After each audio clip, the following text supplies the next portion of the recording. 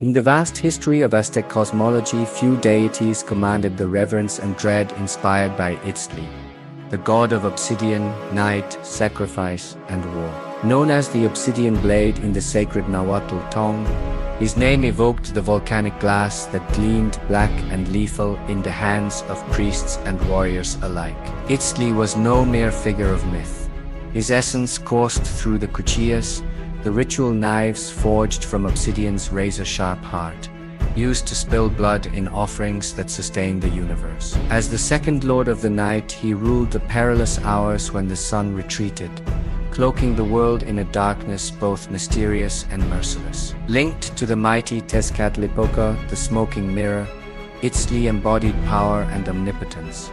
Yet his nature was neither wholly benevolent nor malevolent. Like the obsidian he governed, he was a force of nature, unpredictable, harsh, and vital to the cosmic balance the Aztecs held dear. Every slice of his blade in sacrifice was a transcendent act, a bridge between mortal flesh and divine will, ensuring the prosperity of the empire, even as it underscored the inevitability of death. In the shadowed heart of Tenochtitlan, where the great pyramids rose like the jagged teeth of the earth, the year was 1487, under the reign of a Cuauhtli, 8th Tlatoani of the Mexica. The air thrummed with the beat of drums and the cries of warriors, for the season of war and sacrifice had come.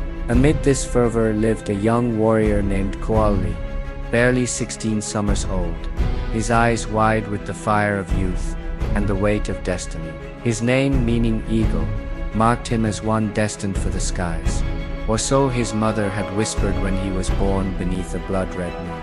Yet Cuauhtli had never held a blade in battle, nor had he stood before the altar of the gods. That was soon to change. It was the eve of the festival of Tlacaxipehualiztli, the flaying of men, a time when the gods demanded blood to ensure the sun would rise anew. The priests, their faces painted black and red, moved through the city, their obsidian knives gleaming like shards of the night sky. These blades were the hands of Itzlie, and his presence was felt in every cut. Cuauhtli had trained for months under the stern gaze of the jaguar warriors, his hands callous from wielding wooden clubs and mock spears. But he longed for more, a true weapon, a mark of his place among the brave.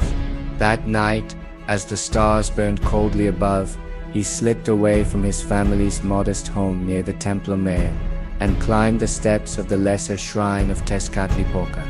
There, beneath the flickering torchlight, he knelt and offered a prayer, pricking his finger with a thorn and letting his blood drip onto the stone.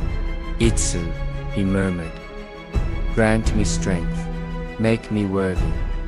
The wind shifted, carrying the scent of copal incense and the distant wail of a conch shell. Then, from the shadows, a figure emerged, not a priest nor a man, but something greater. Its form was cloaked in darkness, its eyes glinting like polished obsidian, and in its hand it held a cuchilla, its edge so sharp it seemed to slice the very air. Cuauhtli froze, his breath caught in his chest, as the voice of Itzlie rumbled like thunder beneath the earth.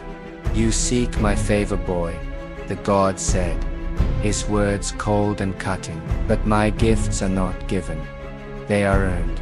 This blade is my essence, forged from the heart of the volcano, honed by the night. Take it, and prove yourself." Trembling, Cuauhtli reached out, his fingers brushing the hilt of the obsidian knife. It was warm, as if alive, and heavier than he expected, not with weight, but with purpose. He bowed his head, whispering thanks. And when he looked up, Itzlie was gone, leaving only the blade and the echo of his command. The next dawn, Cuauhtli joined the warriors, marching south to face the Tlaxcalans, fierce enemies of the Mexica. His heart pounded as he clutched the cuchilla, its black surface reflecting the rising sun. In the clash that followed, he fought with a ferocity he had never known, the blade singing as it met flesh and bone. Blood stained the earth, and Cuauhtli captured a Tlaxcalan warrior, dragging him back to Tenochtitlan as a prisoner for the altar. The priests praised his valor, and that evening, atop the Great Pyramid, Cuauhtli stood as the cuchilla was raised in sacrifice. The captive's heart was offered to Cuauhtli, but it was Itztli's power that flowed through the blade, binding the act to the cosmic order. Days turned to months, and Cuauhtli's name grew among the warriors. The Blade of Itztli became his mark, a symbol of his bond with the god. Yet with each victory, a shadow grew within him. He dreamed of darkness, of endless night, and of the cuchilla turning in his hand, not against foes, but against himself. The priest spoke of balance, of life and death as one, but Cuauhtli began to see only the latter. The blade's sharpness had carved his glory, but it also cut away his peace. One night, beneath a moonless sky, Cuauhtli returned to the shrine. He laid the cuchilla upon the stone and wept, begging Itzlie to take it back. "I am not strong enough," he confessed. The god appeared once more, his gaze unyielding. "You sought power," Itzlie said, "and I gave it, but power is a mirror. It shows you what you are. The blade does not choose its path. You do." With that, he vanished, leaving the cuchilla behind. Cuauhtli never wielded it again. He buried it beneath a shrine and lived out his days as a farmer, tending maize and raising a family far from the battlefield. The lesson of his tale spread among the Mexica, whispered by elders to the young. Itzli's gifts are mighty, but they demand more than courage. They demand wisdom. For the gods are not benevolent nor malevolent.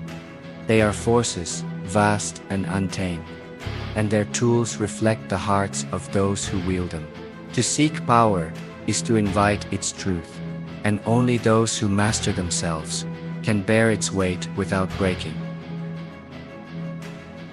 If you seek wisdom, why not get it from a god? Subscribe to hear more lessons from the gods.